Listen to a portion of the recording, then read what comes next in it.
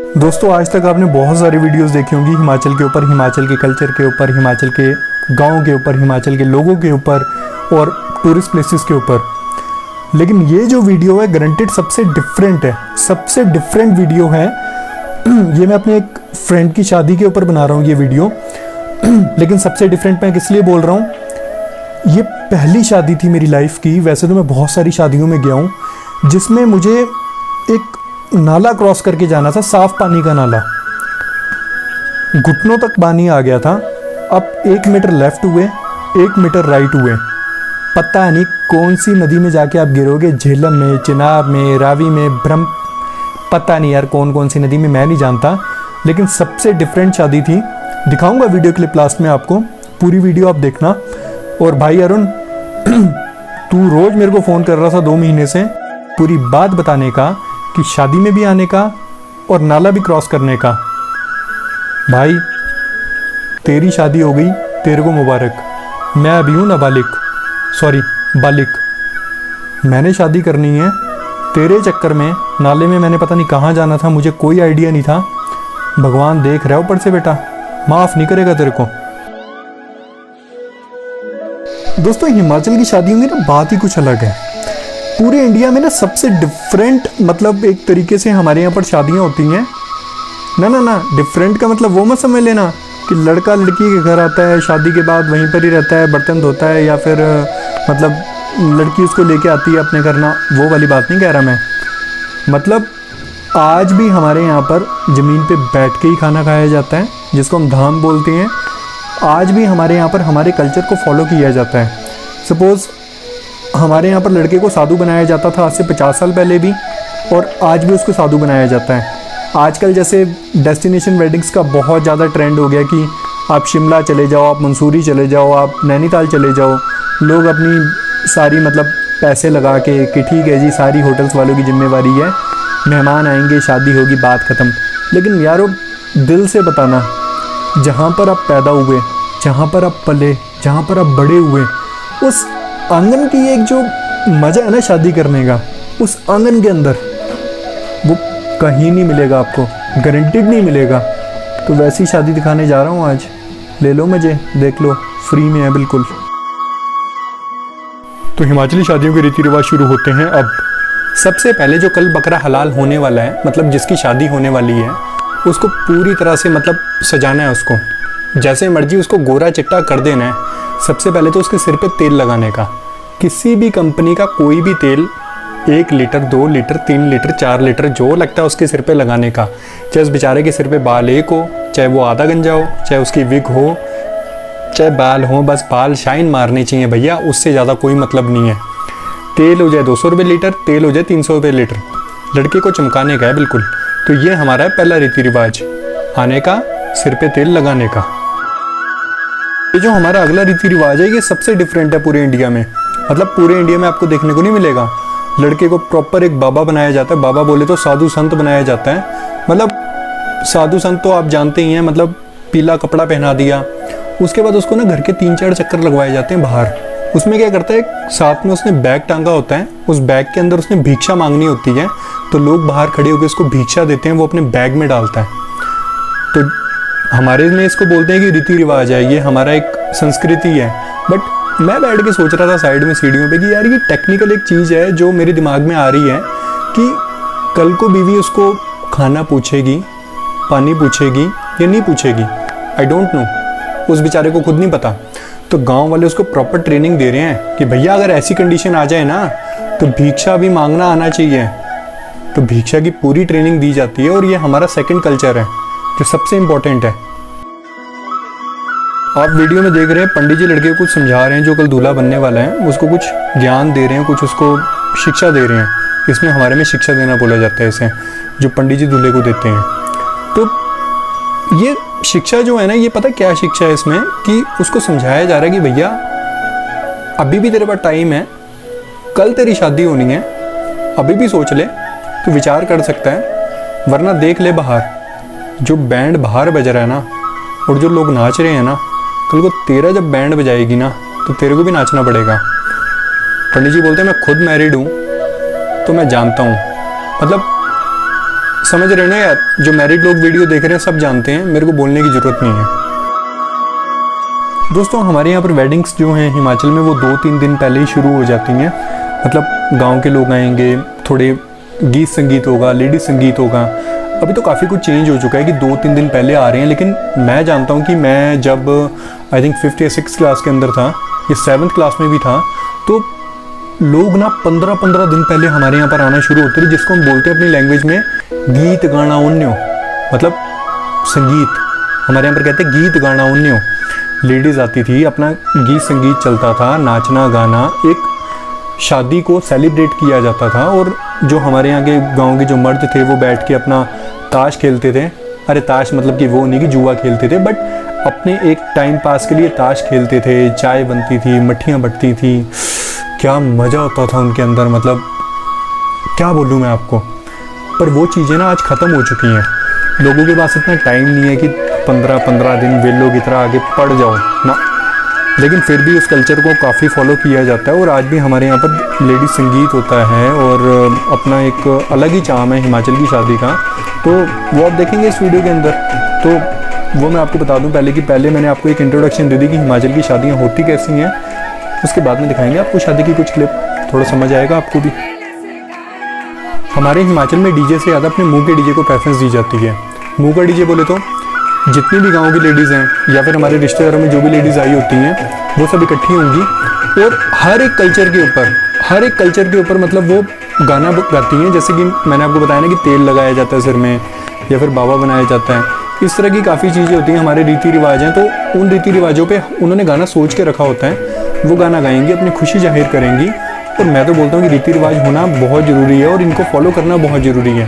यार देखो, अगर आप रीति रिवाज छोड़ देते हो ना तो आगे आने वाली जो आपकी पीढ़ी है उसको आप कुछ दे के नहीं जा रहे, उसको ख़त्म करके जा रहे हो। तो ये बहुत बढ़िया बात है। अब आता है मेन पार्ट।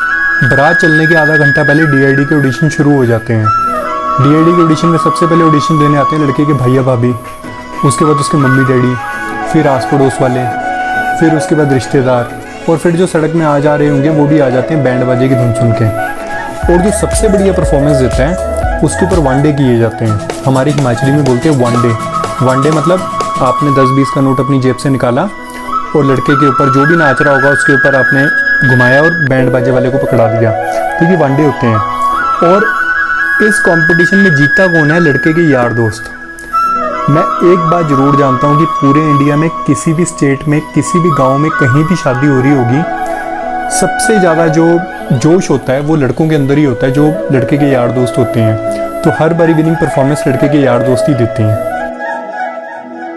अब आप सोच रहे होंगे कि नाच गाना ये सब कुछ तो हर एक शादी के अंदर चलता है, पूरे इंडिया में सेम ही रहता है कल्चर ये, लेकिन थोड़ा सा डिफरेंट है। इसीलिए मैं आपको बता रहा हूँ, क्योंकि बाहर की जितनी भी स्टेट्स हैं या जहाँ से आप बिलोंग करते हैं, हिमाचल के बाहर से, आजकल ना वेस्टर्न सॉन्ग्स का बहुत ज़्यादा एक प्रचलन है, ट्रेंड है कि आप बॉलीवुड के सॉन्ग्स पे नाचना पसंद करेंगे। लेकिन हमारे यहाँ पर ऐसा नहीं है।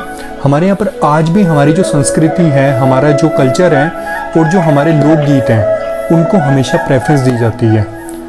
बहुत सारे ऐसे सॉन्ग्स हैं जो मतलब अब पूरी रात भी अगर उन सॉन्ग्स पे डांस करना चाहो तो बहुत सारे सॉन्ग्स हैं जो आज भी हमारे कल्चर के, जिनको हम अपनी शादियों में मतलब उन पे नाचते हैं, डांस करते हैं। और ये बहुत ही अच्छी चीज़ होती है, अपने कल्चर को कभी नहीं छोड़ना चाहिए। अब बारात प्रस्थान कर चुकी है शेरनी को लाने के लिए। शेरनी मैंने क्यों बोला? एक अकेली लड़की 100 बंदों के साथ अकेली आएगी, मतलब समझ रहे हो ना, हिम्मत जिगरा जो अंदर से उसने दिखाया अपने। तो हमारे यहाँ पर पहले क्या रहता था कि पहले बसेस में बारात जाती थी, लेकिन आजकल क्या है कि गाड़ियाँ हो गई हैं, लोग अपनी गाड़ियाँ लेके आते हैं, या फिर लड़के वालों ने भी अपनी तरफ से 5, 6, 7, 8 जितनी मतलब बारात होगी उस हिसाब से उन्होंने गाड़ियों को अरेंज किया होता है। हाँ, मेरे को एक बात याद आई कि आज की शादियों में और पहले की जो शादियाँ होती थी उनमें रीति रिवाज सेम है, लेकिन कुछ चीज़ें बड़ी ना अलग हो गई हैं। जैसे आजकल क्या रहता है कि आप बारात में गए, रात को अपने खाना पीना किया और वापस आ गए, लड़का सुबह अपनी दुल्हन को लेके वापस आएगा। लेकिन पहले ऐसा नहीं होता था। आज से 10 साल पहले या 15 साल पहले जब मैं स्कूल टाइम में था, हम बड़े एक्साइटेड होते थे किसी शादी में जाने के लिए। उसमें हमने अपना बिस्तरा भी साथ में लेके जाना होता था, मतलब कंबल, रजाई, तकिया, चद्दर, तो ये सबको साथ में लेके जाते थे, क्योंकि वहाँ पर जैसे आज आप पहुँचे हैं, रात को आपने खाना खाया, रात को हमारे रुकने के लिए, मतलब बारात के रुकने के लिए एक जगह दी जाती थी जिसको हम बोलते हैं डेरा। डेरा मतलब एक कमरा जिसके अंदर पूरी बारात रुकती थी। तो रात का खाना हो गया, सुबह का ब्रेकफास्ट हो गया, फिर दोपहर का लंच होता था। और लंच के बाद ना हमें बारातियों को एक गिफ्ट के तौर पे प्लेट, स्पून और ग्लास और साथ में 50 या 100 रुपये ये दिए जाते थे। और उसके बाद पूरी बारात वापस आती थी लड़के और लड़की को लेके। तो आज ये चीज़ें थोड़ी सी अलग हो गई हैं, बट कल्चर वही है। तो इस कल्चर को भी अच्छे से फॉलो किया जाता है, जो हिमाचली शादियों में आपको देखने को मिलेगा। अब आता है सबसे इम्पोर्टेंट पार्ट, जो कि हिमाचली शादी में सबसे इम्पोर्टेंट है, यानी कि धाम। धाम मतलब आज जितने भी शहरों में, अब तो नहीं, खैर काफ़ी टाइम पहले से लोग क्या करते हैं, अपना स्टैंडिंग खाना होता है जिसमें प्लेट्स, बफ़े लगा होता है। बफ़े मीन्स उसमें सब्जियां लगी होंगी, एक लाइन में आप आओ, अपनी प्लेट उठाओ, अपनी सब्जी डालो या रोटी डालो, चावल डालो और आप खाओ। लेकिन हिमाचल में ऐसा नहीं रहता। हिमाचल में आज भी हमारा जो पिछला जो हमारा चलता आ रहा है, एक ट्रेडिशन है हमारा, कि सभी लोग नीचे बैठेंगे ज़मीन पे और वहाँ पर उनको पत्तल दिए जाएंगे। पत्तल मतलब पत्ते के बने हुए पत्तल होते हैं, और उनको बनाने का एक बहुत ही एक बारीकी का काम होता है। सभी पत्तों को जोड़ के उनको माचिस की तिल्ली या लकड़ी से ना जोड़ दिया जाता है, 7-8 पत्तों को, उससे बनता है पत्तल। तो पहले पत्तल के ऊपर लोग थोड़ा सा पानी लेंगे, उसके ऊपर फेंकेंगे उसको शुद्ध करने के लिए।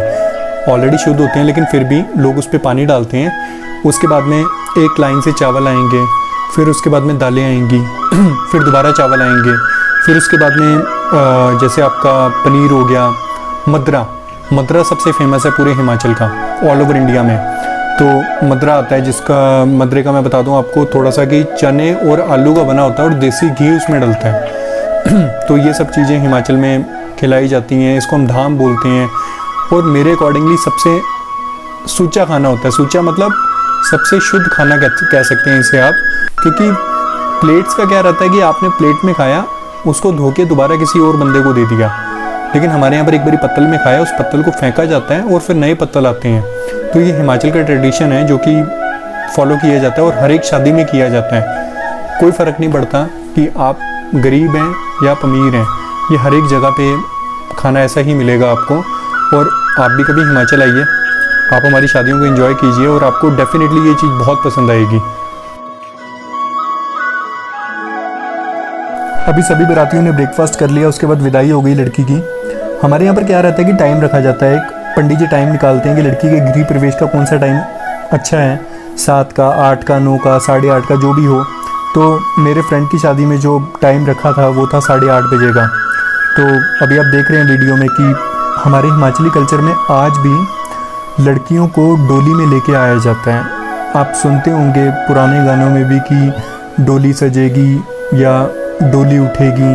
तो शहरों में या कई एरियाज़ में आज इन चीज़ों को ना लोगों ने हटा दिया है, मतलब इन चीज़ों को फॉलो नहीं किया जाता। बट हिमाचल में आज भी डोली में बारात लेके आई जाती है, थोड़ा दूर, मतलब आधा किलोमीटर 1 किलोमीटर। तो आप देख रहे हैं कि 4 लोग या 2 लोग डोली लेते हैं और लड़की को अपने साथ लेके आते हैं। लड़की के भाई बहन है ये। तो जो लड़की के साथ जा रहे हैं, इसमें इसके लड़की के भाई बहन भी होंगे, क्योंकि उसमें हमारे को बोलते हैं, आपके उसमें पता नहीं क्या बोलते होंगे, लेकिन हमारे में बोलते हैं इनको साथ में पचेक, यानी कि लड़की के भाई बहन लड़की के साथ आते हैं उसके ससुराल तक। दोस्तों ये सबसे इमोशनल मोमेंट होती है, चाहे आप लड़की वालों की तरफ से हो चाहे लड़के वालों की तरफ से हो। क्योंकि मैंने जब भी किसी लड़की की विदाई होते हुए देखा है तो मेरे माइंड में एक चीज़ आती है कि यार, एक लड़की जहाँ पैदा हुई, अपने माँ बाप के साथ, अपने भाई बहनों के साथ उसने टाइम स्पेंड किया, उसके बाद में बड़ी हुई, और आज उसको एक हमारा जो कल्चर है जिसमें एक लड़का आएगा, शादी करेगा। एक लड़की के लिए कितना मुश्किल होता होगा अपने घर को छोड़ना, वो भी पूरी लाइफ के लिए।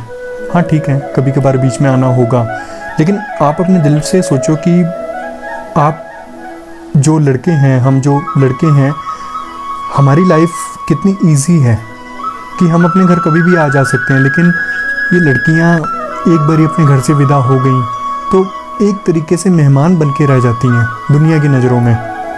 तो यार कल्चर है, फॉलो करना पड़ता है, हमारी संस्कृति है।